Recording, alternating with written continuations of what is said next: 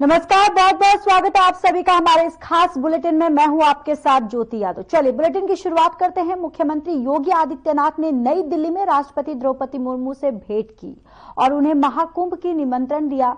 मुख्यमंत्री ने उपराष्ट्रपति जगदीप धनखड़, वित्त मंत्री निर्मला सीतारमण और दिल्ली के उपराज्यपाल विनय कुमार सक्सेना को भी प्रयागराज में होने जा रहे महाकुंभ 2025 के लिए आमंत्रित किया।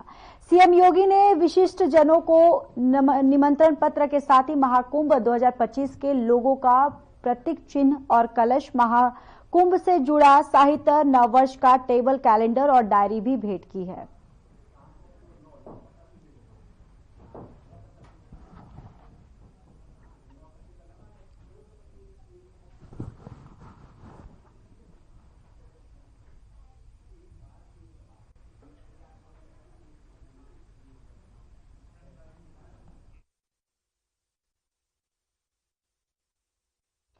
उत्तर प्रदेश सरकार महाकुंभ के लिए 7 स्तरीय सुरक्षा व्यवस्था स्थापित किया है। उत्तर प्रदेश सरकार ने कहा कि महाकुंभ के लिए प्रयागराज आने वाले 40 करोड़ से अधिक लोगों की सुरक्षा सुनिश्चित करने के लिए 7 स्तरीय सुरक्षा घेरा स्थापित किया गया।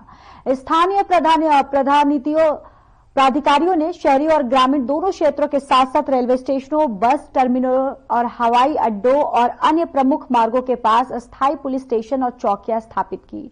प्रांतीय सशस्त्र पुलिस बल, राष्ट्रीय आपदा प्रतिक्रिया बल, केंद्रीय सशस्त्र पुलिस बल, बीडीडी और एएस चेक टीमों की तैनाती सुरक्षा को और भी मजबूत किया गया है। और आपको ये भी बताते चले कि यहां पर शहरी और ग्रामीण क्षेत्रों के लिए इकाइयां आरक्षित रखी जाएंगी।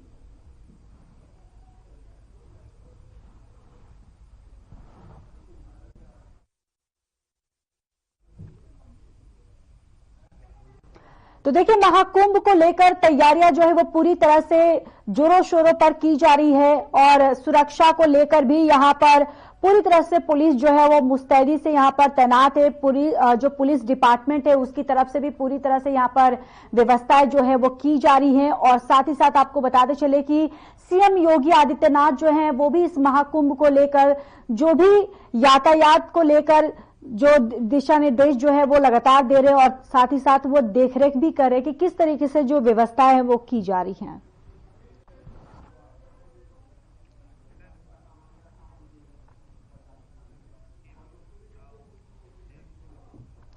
यूपी में बीजेपी के नए जिलाध्यक्ष 15 जनवरी तक घोषित किए जा सकेंगे और प्रदेश के जिलाध्यक्षों की नियुक्ति के लिए मंडल अध्यक्षों का गठन जारी है। बीजेपी अब जल्द ही अपने जिला अध्यक्षों का चयन करने की प्रक्रिया पूरी करेगी।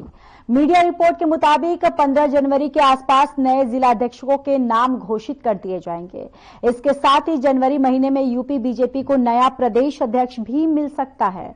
रविवार को दिल्ली में बीजेपी की एक महत्वपूर्ण बैठक हुई जिसमें संगठन चुनाव से जुड़े कई मुद्दों पर चर्चा की गई।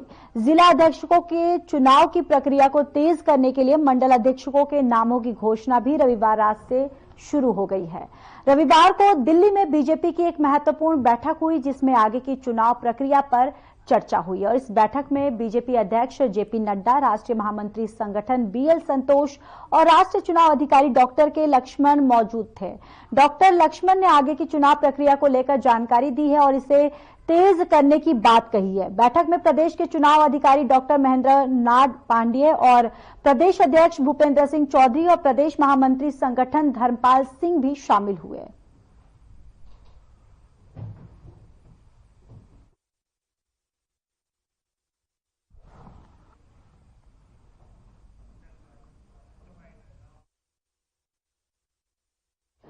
प्रधानमंत्री नरेंद्र मोदी ने अपने रेडियो कार्यक्रम में मन की बात के जरिए लोगों को संबोधित किया। इस दौरान उन्होंने लोगों को नए साल की शुभकामनाएं दी।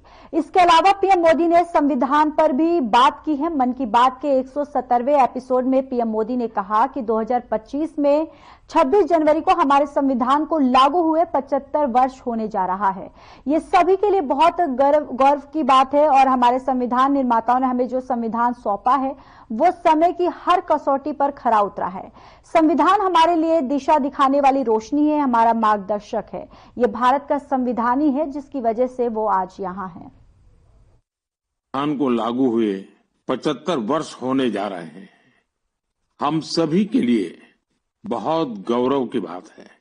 हमारे संविधान निर्माताओं ने हमें जो संविधान सौंपा है वो समय की हर कसौटी पर खरा उतरा है। संविधान हमारे लिए गाइडिंग लाइट है, हमारा मार्गदर्शक है।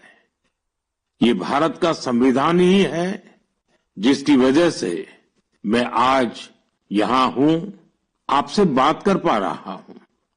इस साल 26 नवंबर को संविधान दिवस से एक साल तक चलने वाली कई एक्टिविटीज शुरू हुई हैं।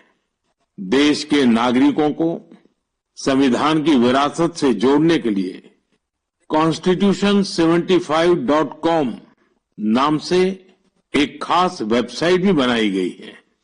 इसमें आप संविधान की प्रस्तावना पढ़कर अपना वीडियो अपलोड कर सकते हैं। अलग अलग भाषाओं में संविधान पढ़ सकते हैं। संविधान के बारे में प्रश्न भी पूछ सकते हैं। मन की बात के श्रोताओं से, स्कूल में पढ़ने वाले बच्चों से, कॉलेज में जाने वाले युवाओं से मेरा आग्रह है, इस वेबसाइट पर जरूर जाकर देखें, इसका हिस्सा बने। साथियों, अगले महीने 13 तारीख से प्रयागराज में महाकुंभ भी होने जा रहा है। इस समय वहां संगम तट पर जबरदस्त तैयारियां चल रही है। मुझे याद है, अभी कुछ दिन पहले जब मैं प्रयागराज गया था तो हेलीकॉप्टर से पूरा कुंभ क्षेत्र देखकर दिल प्रसन्न हो गया था। इतना विशाल, इतना सुंदर, इतनी भव्यता। साथियों, महाकुंभ की विशेषता केवल इसकी विशालता में ही नहीं है, कुंभ की विशेषता इसकी विविधता में भी है। इस आयोजन में करोड़ों लोग एक साथ एकत्रित होते हैं। लाखों संत, हजारों परंपराएं, सैकड़ों संप्रदाय, अनेकों अखाड़े, हर कोई इस आयोजन का हिस्सा बनता है। कहीं कोई भेदभाव नहीं दिखता है। कोई बड़ा नहीं होता है, कोई छोटा नहीं होता है। अनेकता में एकता का ऐसा दृश्य विश्व में कहीं और देखने को नहीं मिलेगा। इसलिए हमारा कुंभ एकता का महाकुंभ भी होता है। इस बार का महाकुंभ भी एकता के महाकुंभ के मंत्र को सशक्त करेगा। मैं आप सबसे कहूंगा, जब हम कुंभ में शामिल हो तो एकता के इस संकल्प को अपने साथ लेकर वापस आए। हम समाज में विभाजन और विद्वेष के भाव को नष्ट करने का संकल्प भी लें। अगर कम शब्दों में मुझे कहना है तो मैं कहूंगा, महाकुंभ का संदेश, एक हो पूरा देश। महाकुंभ का संदेश, एक हो पूरा देश। और अगर दूसरे तरीके से कहना है तो मैं कहूंगा, गंगा की अविरल धारा, न बटे समाज हमारा। गंगा की अविरल धारा, न बटे समाज हमारा। साथियों, इस बार प्रयागराज में देश और दुनिया के श्रद्धालु डिजिटल महाकुंभ के भी साक्षी बनेंगे। डिजिटल नेविगेशन की मदद से आपको अलग अलग घाट, मंदिर, साधुओं के अखाड़ों तक पहुंचने का रास्ता मिलेगा। यही नेविगेशन सिस्टम आपको पार्किंग तक पहुंचने में भी मदद करेगा। पहली बार कुंभ आयोजन में एआई चैटबॉट का प्रयोग होगा। एआई चैटबॉट के माध्यम से 11 भारतीय भाषाओं में कुंभ से जुड़ी हर तरह की जानकारी हासिल की जा सकेगी। इस चैटबॉट से कोई भी टेक्स्ट टाइप करके या बोलकर किसी भी तरह की मदद मांग सकता है। पूरा मेला क्षेत्र को एआई पावर्ड कैमरा से कवर किया जा रहा है। कुंभ में अगर कोई अपने परिचित से बिछड़ जाएगा तो इन कैमरों से उन्हें खोजने में भी मदद मिलेगी। श्रद्धालुओं को digital lost and found centre की सुविधा भी मिलेगी। श्रद्धालुओं को मोबाइल पर गवर्नमेंट अप्रूव्ड टूर पैकेज, ठहरने की जगह और होम स्टे के बारे में भी जानकारी दी जाएगी। आप भी महाकुंभ में जाएं तो इन सुविधाओं का लाभ अवश्य उठाएं। और हाँ, हैशटैग एकता का महाकुंभ के साथ अपनी सेल्फी जरूर अपलोड करिएगा। साथियों, मन की बात यानी MKB में अब बात KTB की। जो बड़े बुजुर्ग हैं, उनमें से बहुत से लोगों को KTB के बारे में पता नहीं होगा, लेकिन जरा बच्चों से पूछिए। KTB उनके बीच बहुत ही सुपरहिट है। KTB यानी क्रश, त्रुश और बाल्टी बॉय। आपको शायद पता होगा, बच्चों की पसंदीदा एनिमेशन सीरीज और उसका नाम है KTB भारत है हम, और अब इसका दूसरा सीजन भी आ गया है। ये 3 एनिमेशन कैरेक्टर हमें भारतीय स्वतंत्रता संग्राम के उन नायक नायिकाओं के बारे में बताते हैं जिनकी ज्यादा चर्चा नहीं होती। हाल ही में इसका सीजन 2 बड़े ही खास अंदाज में international film festival of India Goa में लॉन्च हुआ। सबसे शानदार बात यह है कि ये सीरीज न सिर्फ भारत की कई भाषाओं में बल्कि विदेशी भाषाओं में भी प्रसारित होती है। इसे दूरदर्शन के साथ साथ अन्य OTT प्लेटफॉर्म पर भी देखा जा सकता है। साथियों, हमारी एनिमेशन फिल्मों की, रेगुलर फिल्मों की, टीवी सीरियल्स की पॉपुलैरिटी दिखाती है कि भारत की क्रिएटिव इंडस्ट्री में कितनी क्षमता है। यह इंडस्ट्री न सिर्फ देश की प्रगति में बड़ा योगदान दे रही है, बल्कि हमारी इकोनॉमी को भी नई ऊंचाइयों पर ले जा रही है। हमारी फिल्म एंड एंटरटेनमेंट इंडस्ट्री बहुत विशाल है। देश की कितनी ही भाषाओं में फिल्में बनती हैं, क्रिएटिव कंटेंट बनता है।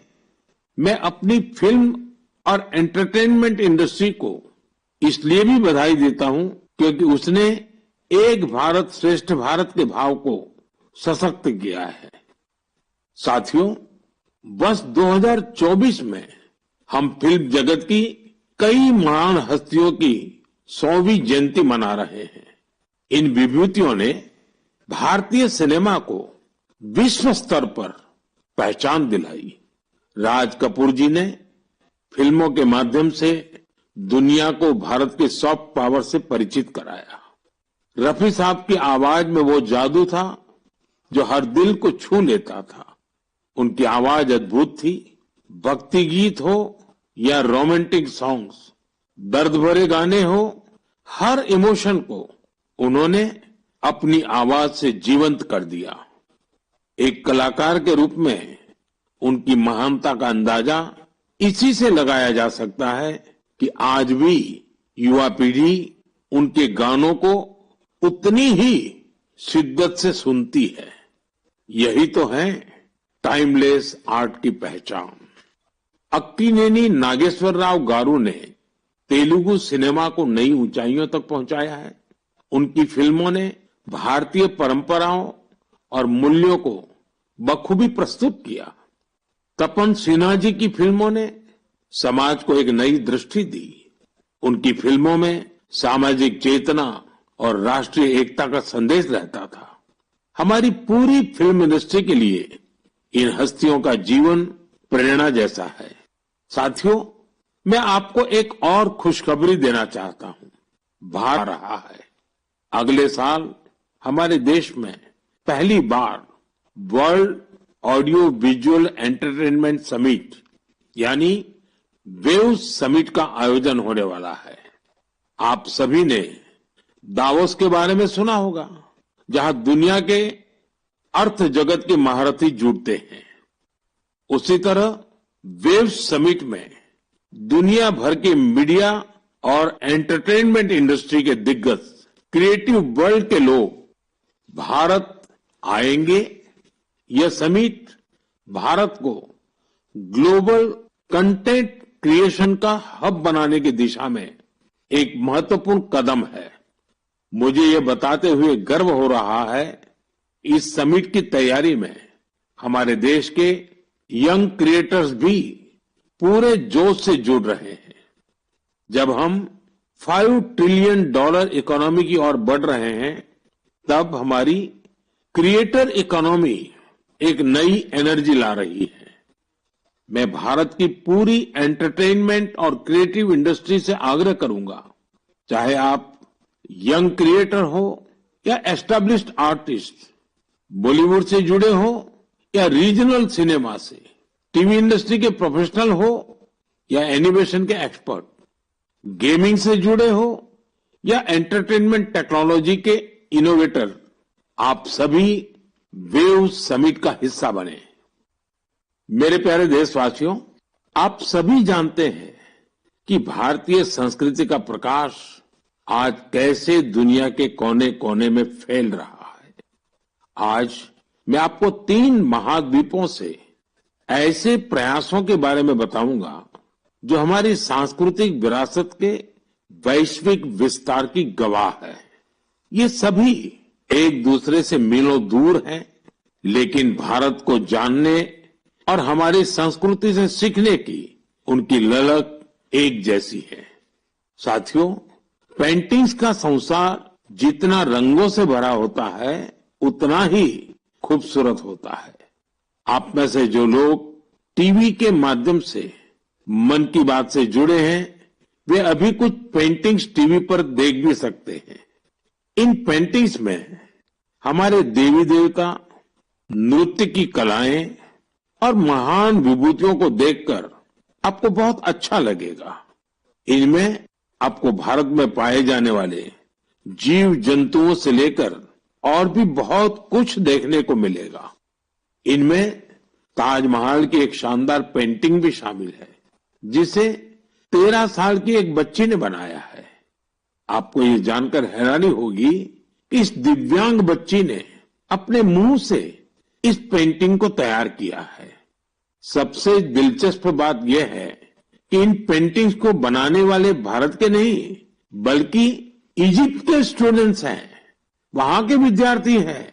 कुछ ही हफ्ते पहले इजिप्ट के करीब 23,000 स्टूडेंट्स ने एक पेंटिंग प्रतियोगिता में हिस्सा लिया था। वहां उन्हें भारत की संस्कृति और दोनों देशों के ऐतिहासिक संबंधों को बताने वाली पेंटिंग तैयार करनी थी। मैं इस प्रतियोगिता में हिस्सा लेने वाले सभी युवाओं की सराहना करता हूं। उनकी क्रिएटिविटी की जितनी भी प्रशंसा की जाए वो कम है।